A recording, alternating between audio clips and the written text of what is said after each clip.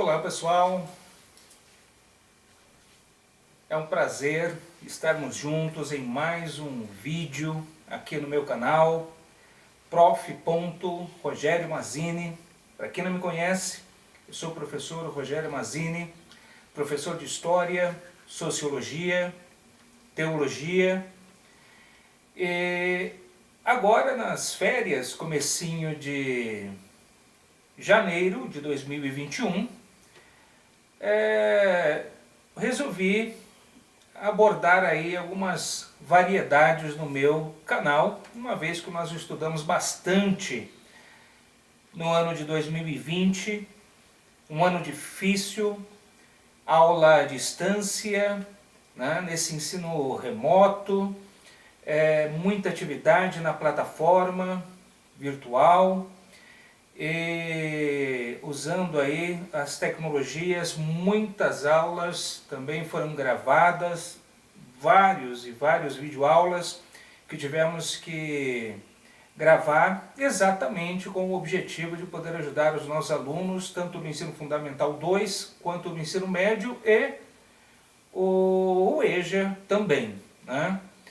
Nas escolas que eu leciono. Então trabalhamos bastante aí temas de história, sociologia, né, ao longo deste ano, e também, para variar um pouco, a pedido de muitos inscritos no nosso canal, e também meus amigos no Face, várias aulas também de teologia. E hoje o nosso assunto é futebol. Aproveitar as férias, os nossos alunos curtem, né? A rapaziada sempre discutindo futebol, uma paixão brasileira, e não deixa de ser parte da nossa cultura. E se tratando de cultura, é um tema também que envolve a matéria de sociologia, principalmente, entre as suas co-irmãs de ciências humanas. Mas não vou amolá-los hoje com conteúdo de história e sociologia. Nosso assunto hoje é futebol. E o nosso tema de hoje é Campeonato Brasileiro. Eu estou com ele aqui, o Lucas Oliveira, meu amigo, que manja muito de futebol. E vocês já assistiram um vídeo em uma outra entrevista com ele, e hoje um pouquinho mais de futebol. Ok, amigão? Ok. Tudo bem contigo? Tudo bem, tudo na paz, tudo caminhando. Beleza. Ele é estudante de Direito e também cartoleiro. Rapidinho, o que viria a ser um cartoleiro hoje? Um cartoleiro hoje, né, além de você entender sobre o futebol, né, joga o Cartola FC também, né, e você estuda, né, o futebol em si, né, todas as estatísticas do futebol, todos os lances, cada detalhe, né, do maior momento do futebol, que é o gol. E eu comando uma equipe aí, coordeno uma equipe que trabalham também, né, para poder puxar, né, todas essas estatísticas, acompanhar todo o desenrolar do que acontece no campo de futebol. Uma legião de apaixonados por futebol, né? Exatamente. O cartoleiro é aquele que comenta, é aquele que acompanha, é aquele que corre atrás das informações, né? Para vocês terem uma ideia, eu vou colocar a prova agora, hein? Ele vai nos falar sobre 20 anos, agora, comecinho do século 21, 20 anos de campeonato brasileiro. Quais foram os campeões do ano 2000 para cá? E aí, amigão? Vamos lá, já é assim. Aceita o desafio? Matou no peito, se derrubar na área é pênalti. Beleza, vamos lá. Vamos lá. Então, o Campeonato Brasileiro, né, desses últimos 20 anos para cá, dos anos 2000 para cá, né, foram conquistados por 9 equipes, né, nesse decorrer desse período. A primeira delas, no ano 2000, foi o Vasco da Gama, que com um super time, né, Romário, Edmundo, aquele time dos sonhos do Vasco, né? E foi um time que jogou um futebol bonito, futebol vistoso, com um craque de bola que é o Romário, que é um dos maiores centroavantes de todos os tempos, né? Dispensa comentários do Romário. Em 2001 tivemos uma surpresa, né? Que é um time que não está ali entre a elite dos clubes, dos 12 clubes brasileiros, né? Que é considerado os 4 grandes de São Paulo, os 4 grandes do Rio de Janeiro, os 2 maiores de Minas e os 2 maiores do Rio Grande do Sul. Foi o Atlético Paranaense, uma surpresa aí, mas que também jogava um futebol vistoso, um futebol bonito, um futebol que derrotou adversários de alto nível, de peso, né? E o Atlético Paranaense bateu campeão ali no ano de 2001. Acabou sendo considerado uma zebra, né, por muitos. Por muito, sim, porque não era um time que na época era considerado um time que nem brigaria por título nem pelo Libertadores, né? Mas foi um time que surpreendeu a todos aí e se consagrou campeão em 2001. Em 2002, o Santos, né, o Santos do Rei Pelé, recupera aquela mística do Santos de os meninos da vila ali na época com Diego e Robinho, né? Nossa! Que se criou essa mística dos meninos da vila no tempo de Pelé, Coutinho, Pepe ali, Mengaldo ali, aqueles jogadores ali que vieram ser os meninos da vila. O Santos recuperou isso na época em 2002, né? Bateu o campeão brasileiro. E com a alegria dos meninos da vila de jogar futebol, né? As pedaladas do Robinho ali. Nossa, ele foi aclamado como o novo Pelé, né? Um segundo Pelé. Exatamente, a Pela expectativa. mídia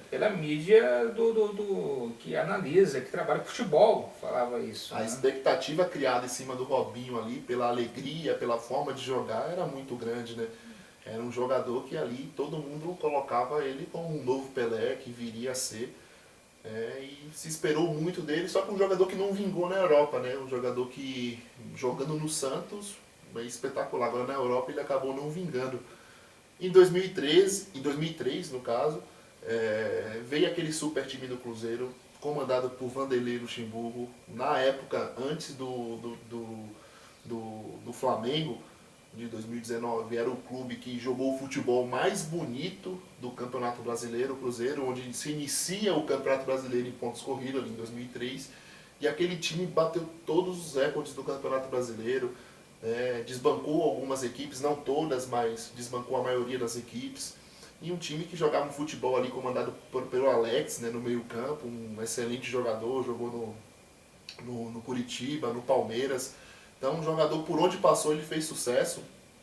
O exímio camisa 10, um excelente jogador, protagonista por onde passou dos clubes. E aquele super time do Cruzeiro entrou para a história, né, do futebol brasileiro.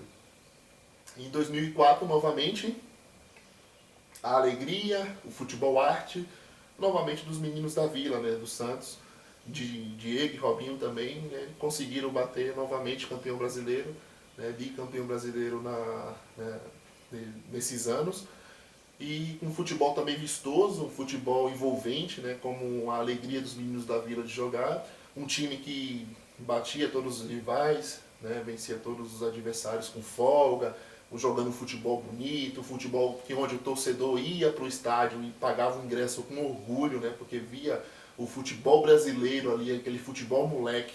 Né, Daí vale a pena realmente ir a um estádio, né? E aí, passando para 2005, veio o Corinthians, né, que até os anos 90, né, quando o Corinthians em 1990 ganhou o primeiro Campeonato Brasileiro, não era considerado um clube de elite no futebol. O craque Neto levou aquele time nas costas em 90 e conseguiu ganhar um Campeonato Brasileiro, dando ao Corinthians uma margem nacional, porque ele era considerado como um time regional. E aí, em 2005, bateu novamente campeão brasileiro, assim como havia feito em 90, em 98 e 99. O Corinthians, em 2005, voltou a ser campeão brasileiro. Um campeonato que foi manchado pela arbitragem, onde se descobriu a corrupção que tinha na arbitragem brasileira.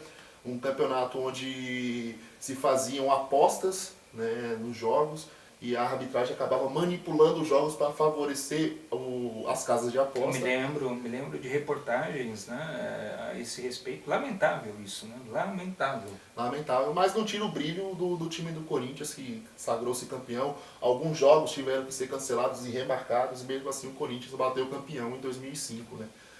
Em 2006 veio a hegemonia do São Paulo, né? Um time comandado por Muricy Ramalho, que bateu 3 anos seguidos no Campeonato Brasileiro, 2006, 2007 e 2008. Uau. Né? Um time que, para muitos aí, era difícil de bater mesmo. Um time que ganhou até Libertadores, ganhou Mundial de Clubes, e um time que tinha um futebol invejável também, que até o pessoal da Europa tinha inveja de como que São Paulo jogava, né?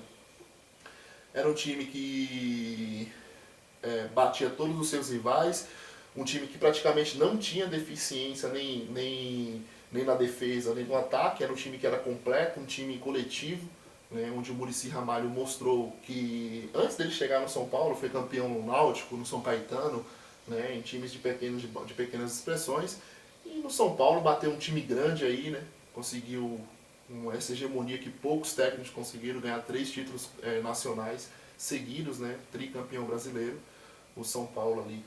E logo em seguida veio o Flamengo, quebrou essa sequência de títulos do São Paulo. Em 2009, o Flamengo, um clube desacreditado, um clube que ninguém acreditava que chegaria ao título, né? Um clube que passou o Campeonato Brasileiro inteiro lutando contra o rebaixamento, né? Inteiro não, boa parte do campeonato lutando contra o rebaixamento. Problemas internos. Problemas internos, o Flamengo sempre teve esse negócio de a política atrapalhar o clube, né? Então acaba implodindo dentro do time isso também.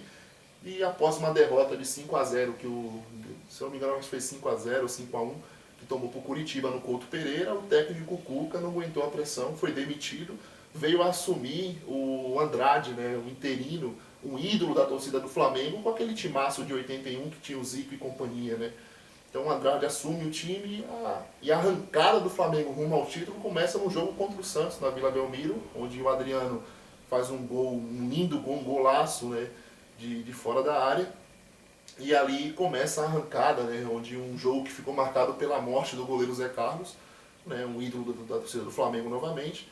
E aí o Flamengo arrancou até a liderança na última rodada, bateu o campeão brasileiro, onde o São Paulo brigava também pelo título, internacional também, o Palmeiras brigava pelo título naquela época. Só time grande, né? Só time grande. E o Flamengo, desacreditado aí, contra tudo, contra todos, acabou conseguindo bater campeão brasileiro em 2009. Em 2010, uma surpresa, o Fluminense, né, que no ano de 2009 lutava contra o rebaixamento até a última rodada do Campeonato Brasileiro, se safou aí na última rodada contra o Curitiba, que eram os dois desesperados, onde teve aquela confusão no Couto Pereira, onde a torcida invadiu o campo para bater nos jogadores, teve que intervir a polícia. Né? E aí ali o Fluminense, né, no ano seguinte, 2010, bateu o campeão brasileiro com um super time também, com Conca, Fred, Thiago Neves, né? Um time envolvente também que jogava um futebol bonito, né? Um futebol que na época assim, foi surpresa, né, porque juntou jogadores que a maioria das pessoas não conheciam, tinha o Fred ali como super artilheiro, mas o Conca, um jogador argentino baixinho, estatura baixa, né, conseguiu levar o Fluminense ao título. Em 2011 começa a história do Tite, numa grande equipe como o Corinthians de 2011, bateu o campeão brasileiro. No ano seguinte, em 2012, veio o título que faltava para a torcida corintiana, que é a Libertadores, em 2012, e o Mundial. Né? O Corinthians bate bicampeão mundial, mas o título de maior expressão, ao meu ver, nessa época, é a Libertadores, que após 100 anos do clube não tinha ganhado a Libertadores. E em cima de qual time? Do Boca Juniors. Nossa, eu me lembro. Foi algo realmente fantástico, aquela vitória e o que o Corinthians conseguiu conquistar. E você se lembra qual foi o jogador que fez os jogadores, ou o jogador que fez o gol?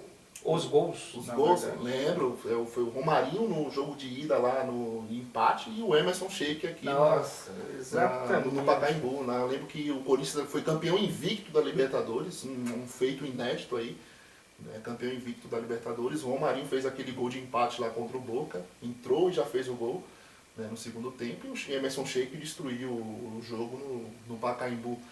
O Corinthians bateu campeão, onde as torcidas rivais criticavam, zoavam o Corinthians por já ter sido campeão mundial, mas não ter uma Libertadores. Né? E bateu, na minha opinião, o título mais importante dos times aqui na América do Sul é a Libertadores. Eu digo que é até mais que o Mundial, porque os times europeus, eles não ligam tanto para o Mundial. Acabam jogando e ganhando, né? Porque tem superioridade, mas eles não ligam tanto, eles preferem a Champions League. E para mim o título mais importante para um clube na América do Sul é a Libertadores. Eu assisti aquele jogo contra o Boca, é impressionante a facilidade que o Corinthians teve de jogar contra o Boca, foi impressionante. Exatamente, ali o Tite ele conseguiu, né, colocar no Corinthians, ali naquele Corinthians de 2011 e depois 2012, um coletivo, né? O time ele tinha uma solidez defensiva e também tinha um coletivo que funcionava bem, né, até chegar ao ataque. E aí esse time de 2011 do Corinthians bateu campeão, depois bateu campeão de outros títulos em 2012, né? E em 2012 o Corinthians, como ganhou o Campeonato Brasileiro, desculpa, a Copa Libertadores e o Mundial, o Fluminense bateu novamente campeão brasileiro, né? Então, novamente o Fluminense com Conca e companhia bate campeão brasileiro, com um time também que jogava um futebol bonito de se ver. E aí passamos para 2013 novamente. O Muricy Ramalho, que fez aquela campanha extraordinária com o São Paulo, né, faz outra campanha extraordinária com o Cruzeiro. Ele pega um time do Cruzeiro ali com dois jogadores ali super jogadores, né, o Everton Ribeiro e o Ricardo Goulart, que fazem um campeonato que, misericórdia, pense no baita campeonato que eles fizeram, né, bons jogadores, né, craques dos seus times que do Cruzeiro em diante foram para fora, fizeram sua vida lá fora, foram para a China, ganharam muito dinheiro. E aí em 2013 e 2014 o Cruzeiro bate bicampeão brasileiro, um time que jogava um futebol que a maioria, né, queria ver. Eu não acho que foi melhor que o de 2003, o Cruzeiro de 2003 foi bem melhor que o de 2013 e 2014, mas em 2013 e 2014 foi um super time também imbatível na época. E o Cruzeiro jogava um futebol vistoso, o Muricy Ramalho, um grande técnico do futebol brasileiro, aí ele prova que ele é inteligente e que ele pode ganhar por mais de um clube, né? Não é só num clube que ele conseguiu fazer esse feito. Foram em vários clubes, Fluminense, São Paulo, Cruzeiro também. Então, em vários clubes ele conseguiu ganhar títulos de expressão. Em 2015 vem um time que para mim é o time fantástico do Corinthians nessa década, nesse século, né? Porque foi o de 2015, na minha opinião, supera o time de 2011. É um time que joga um futebol ainda mais bonito do que o futebol de 2011. Bateu o campeão também com a solidez defensiva que o Tite passou para aquele time. Um time que, se você pegasse no papel, você não colocava como o campeão brasileiro, porém com o futebol que o Corinthians apresentou naquela época, comandado pelo Tite, foi um futebol que bateu campeão com várias rodadas de antecedência, né?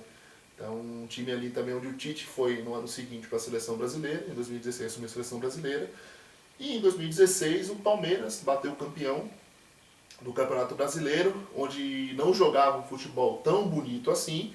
Na época quem jogava era o Flamengo, e ali começou a rivalidade do Flamengo e Palmeiras, né, pela rivalidade nacional, os times com mais investimento, o time com mais dinheiro também no futebol nacional. E ali a diferença entre Palmeiras e Flamengo, o Flamengo jogava um futebol mais bonito, mas o Palmeiras tinha um elenco melhor. O Flamengo tinha aqueles titulares, começando o investimento ali com Diego Ribas e Paulo Guerreiro, mas o Palmeiras tinha um elenco que até o time reserva do Palmeiras seria titular em qualquer outra equipe. Seria titular de qualquer outra equipe. E o Palmeiras bateu o campeão. Em 2017, uma surpresa, que no começo do campeonato colocava como a quarta força do futebol paulista, né, e que ia ficar no meio de tabela do campeonato brasileiro, que era o Corinthians, do Fábio Carille, né, um treinador que assumiu interinamente o clube, não comandou o clube, depois voltou novamente e conseguiu fazer um time competitivo, um time que tomava poucos gols, né, fazia os gols necessários para poder bater campeão. Não jogava um futebol espetacular, mas um futebol com a característica do Corinthians, né, tomar poucos gols, defensivamente, uma solidez defensiva, que é uma tradição do clube, e bater o campeão ali com a sobra também ali. Os rivais não conseguiam ganhar do Corinthians naquela época, em 2017, né, o Corinthians bateu o campeão brasileiro. Eu imagino que talvez ele, estou te interrompendo, eu acho que ele aprendeu muita coisa com o Tite. Sim. O Carille, no time do Tite, ele que treinava a defesa. Né? Ele era o responsável por cuidar da parte defensiva. O Tite era o mentor daquela equipe, mas o Carille é que montou toda aquela engrenagem do Corinthians de 2015, do Corinthians de 2011, né? Onde ele já sabia, já conhecia os jogadores, já conhecia o elenco do Corinthians, o clube em si. Ele já era conhecido pelos jogadores, amado pelos jogadores e conseguiu esse feito. Talvez aí foi o segredo da vitória. Né? E também a camisa pesa, né? Tipo, você não pode, independente do investimento de outras equipes no Campeonato Brasileiro, descartar um Corinthians pelo peso da camisa. Né? Então você não pode jamais colocar o Corinthians como a quarta força, como um time que não vai chegar. Você sempre tem que considerar essas equipes que têm camisa, né? Que quando chega no momento decisivo, a torcida empurra o time. Né? E aí o Corinthians calou a boca de muitos comentaristas aí em 2017. Em 2018, agora sim, jogando futebol bonito, o Palmeiras bateu novamente campeão brasileiro. Né? Em 2018 ali com um super time, um super elenco, né? Conseguiu ser campeão brasileiro com folga também e com duas equipes. Né? O Palmeiras priorizou uma equipe para jogar as Copas, a Copa Libertadores e a Copa do Brasil, e uma segunda equipe que na teoria era o time reserva, jogar o Campeonato Brasileiro e conseguir ganhar o Campeonato Brasileiro. Então Nossa. você via que o Palmeiras, com aquele super time que tinha em 2018, tinha que bater campeão, porque com o time reserva praticamente ele conseguiu junto com o Filipão ganhar o Campeonato Brasileiro. Né? Já em 2019, aí está o maior time que eu já vi jogar nesse século. É o Flamengo do Jorge Jesus, né, com o melhor futebol, o mais bonito, o mais envolvente, o mais interessante, o que entregou mais pontuação, que bateu o recorde de pontuação, recorde de bilheteria, todos os recordes do Campeonato Brasileiro, foi o Flamengo de 2019, conseguindo um feito que só o Santos de Pelé tinha conseguido, que é ganhar o Brasileiro e a Libertadores no mesmo ano. E o Flamengo conseguiu esse feito aí com um futebol que, para muitas gerações daqui para frente, vão se lembrar desse Flamengo de 2019. A imagem, né, que se vê da torcida tratando, homenageando o Jorge Jesus é algo impressionante. Ele caiu assim na graça do torcedor de uma forma espetacular. Eu não estou lembrado de um outro treinador estrangeiro no Brasil que tenha sido como esse cara. Exatamente, ele é um cara que ele é focado na carreira dele, um cara que é focado na vitória, ele não aceita a derrota. Não é à toa que ele saiu do Flamengo, né, não cumpriu o contrato até o final, saiu do Flamengo com mais títulos do que derrotas. O Flamengo conseguiu 5 títulos, né, e só teve 4 derrotas, né, no período do Jorge Jesus. Então é um time que, além de ter um futebol bonito, ele tinha um treinador com a essência e o DNA de campeão. Um treinador que, quando chegou aqui, foi criticado pela maioria da mídia. Eu lembro que teve uma entrevista do Tele Santana, campeão pelo São Paulo, campeão aí, super campeão, super técnico Tele Santana, que acreditava no trabalho do Jorge Jesus. Ele falou numa entrevista que esse cara entende de futebol. E ele veio e provou aqui no futebol brasileiro que ele consegue trazer um futebol, recuperar um futebol, né, que o futebol brasileiro não tinha há tempos, de ter uma equipe dominante em tudo, com o artilheiro do Campeonato Brasileiro, o vice-artilheiro, né, o líder em assistências e o vice-líder em assistências. Isso não é para qualquer equipe. Né? Para mim, para muitos anos, o Flamengo de 2019, o futebol que jogou o Flamengo de 2019 é um time que vai ser falado por muitas e muitas gerações. E jogava bonito, né? Joga ainda bonito. bonito. Você né? vê que os próprios rivais, os próprios que criticavam o Flamengo, eles se renderam àquele Flamengo de O 2019. toque de bola. O toque de bola envolvente. Há muito tempo não se via assim um time com tanto envolvimento da coletividade, todo mundo participando. Exatamente. E o Flamengo parecia que era um time que, mesmo saindo atrás do resultado, ele não se abatia, não se abalava, porque ele trouxe jogadores, né, que tinham o DNA de que eram jogadores vencedores, no caso de Rafinha, Felipe Luiz, o Gerson, né, Diego Alves, que já estava no elenco, mas com aquela visão do treinador incorporou um Flamengo que tinha sede de vitória, um Flamengo que queria títulos, que queria colocar o seu nome. Eu lembro que teve uma entrevista do Jorge Jesus que ele falou que queria ver a foto deles, daquele elenco, gravado ali no Ninho do Urubu, que é o CT do Flamengo, porque só tinha do time de 81. Né? E ele fala que para você conseguir colocar sua foto ali, você tinha que ganhar títulos. E ele conseguiu fazer isso pelo Flamengo, né? Trouxe jogadores que tinha a gama, o tesão de querer ser campeão, e esse time vai entrar para a história aí. E um time que tinha banco, né? Tinha banco de reservas. Não é qualquer time que tinha o banco que o Flamengo tinha e tem também, até hoje.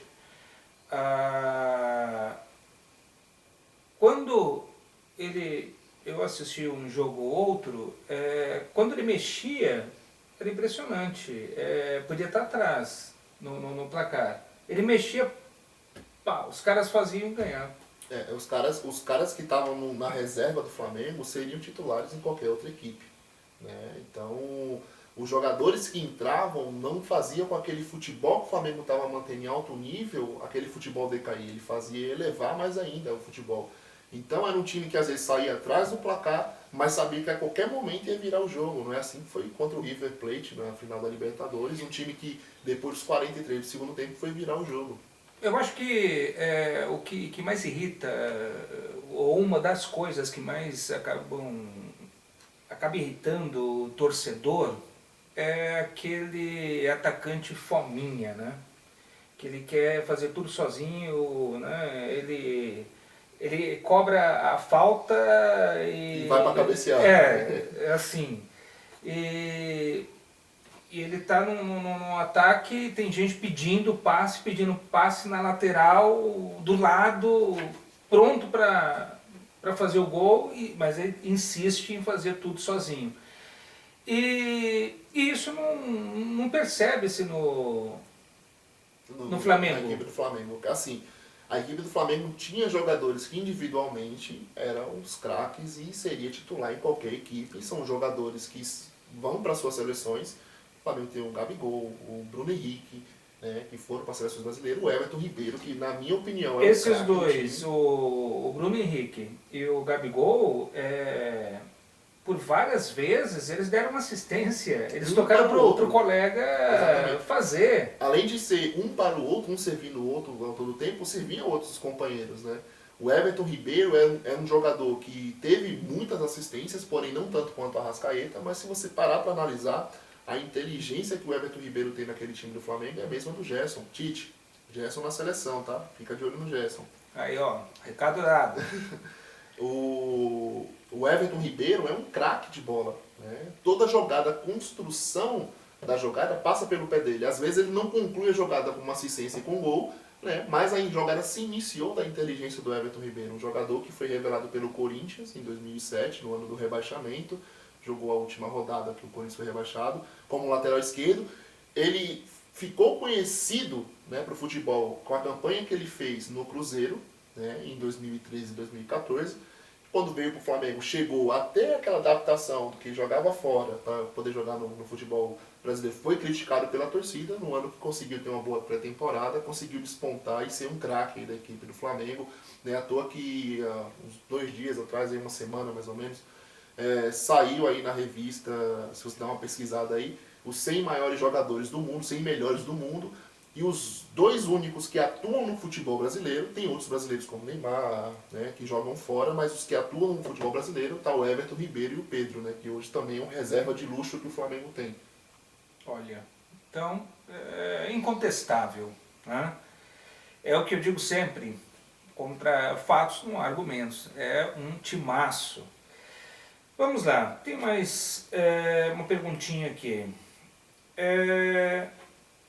Dentre os campeonatos brasileiros, ou campeonato brasileiro ao longo desses anos, qual foi o time que mais pontuou? O time que mais... Porque no sistema de pontos corridos, né? Sim. O time que mais pontuou foi o Cruzeiro, que bateu 138 pontos. Nossa! Porém, era um campeonato que era mais inchado, né, com bem mais equipes e tinha bem mais rodadas. Né. Se você coloca uma proporção, né, nesse campeonato brasileiro como é disputado hoje, né, o Flamengo de 2019 foi o que mais pontuou, bateu um recorde de 90 pontos com um campeonato com 20 equipes. Que até então falava-se muito da pontuação do Corinthians, né? Exatamente, o Corinthians tinha batido o recorde em 2015, né, também. Se você colocar na proporção de porcentagem dos pontos disputados, né, com 20 equipes, para o Cruzeiro, que se não me engano era com 28 equipes, né, são menos jogos, né, e a porcentagem do Corinthians tinha praticamente quase ultrapassado o Cruzeiro, mas foi um grande, né, campeonato que o Corinthians fez. O Flamengo com 90 pontos bateu um recorde aí do Campeonato Brasileiro com 20 equipes, com 28 o Cruzeiro com 130 pontos, 138 pontos. O Flamengo, além de bater esse recorde, foi o time que mais fez gols, foi o time que mais deu assistências, o time que mais criou chances claras de gol. Como você falou, não tinha individualismo do jogador não querer passar a bola para o outro, era um time coletivo, um time que, quando tocava a bola, envolvia o adversário que não conseguia marcar. Bom, eu havia preparado aqui outras duas perguntas e que no comentário dele ele já acabou respondendo, né? Com todas as qualidades que ele relatou do Flamengo, seria qual foi o melhor time do século XXI até agora. Ele já respondeu Flamengo tudo. 2019. Flamengo de 2019.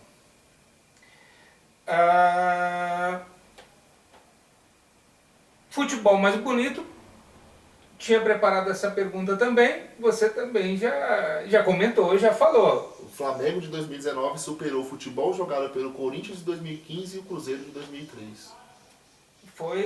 O futebol ele é um esporte que ele evolui, né? E que às vezes apresenta surpresas impressionantes, né? Na sua opinião, qual o maior campeão brasileiro do século até então? Do século XXI, né, eu citei até de 2000, que é o século passado, o século se inicia em 2001, é o Corinthians. Ele é o clube que bateu 4 títulos brasileiros, né, em 2005, 2011, 2015 e 2017. O Corinthians é o maior campeão brasileiro do século. Né? Então, o que mais levantou troféu aí de taça de campeonato brasileiro foi o Corinthians. Beleza. Então, já respondeu também uma outra pergunta. Qual seria aí o time que mais venceu o campeonato brasileiro? Então, na sua análise aí com... O time que mais venceu o Campeonato Brasileiro é o Corinthians, né? E engraçado que o Corinthians não é o maior campeão do século. Né? Ele é o maior campeão do século no Campeonato Brasileiro. Do Campeonato Brasileiro ele ganhou 4 vezes. E o maior campeão do século XXI não ganhou o Campeonato Brasileiro, que é o Internacional de Porto Alegre, com 19 títulos, porém não ganhou o Campeonato Brasileiro. Nesse período ganhou a Libertadores, ganhou o Mundial, né, com o Abel Braga, que não vingou no Flamengo com aquele elenco extraordinário. Né? Em segundo lugar vem Corinthians e Flamengo com 18 títulos ali empatados ali com os maiores campeões, né, do século, assim, envolvendo todos os títulos. Mas em Campeonato Brasileiro o Corinthians bateu 4 títulos. Beleza, muito bem. Você não percebeu, mas você teve uma aula de história do Campeonato Brasileiro nos últimos 20 anos. Espero que tenham gostado. Muito obrigado, amigão. De nada. Deixa aí o seu like, clica aí no sininho para ser notificado sobre os próximos e vários outros vídeos que nós iremos postar, que nós iremos gravar com muito carinho, com muita qualidade, conteúdo para vocês. Não deixe de se inscrever no canal e nos ajude aí na divulgação, e os apaixonados por futebol, vocês têm percebido nesses vídeos bastante conhecimento, bastante informação, discussão de qualidade, de conteúdo, e muitos vídeos ainda virão. Algum recado, amigão? Deixa o like no vídeo aí, comente aí o que você achou desse vídeo, se você quer outros assuntos aí, fala pra nós aí o que você tá interessado em que a gente converse aqui um com o outro. Aí com relação ao mundo do futebol, ok? Então, muito obrigado e até o próximo vídeo, se Deus quiser.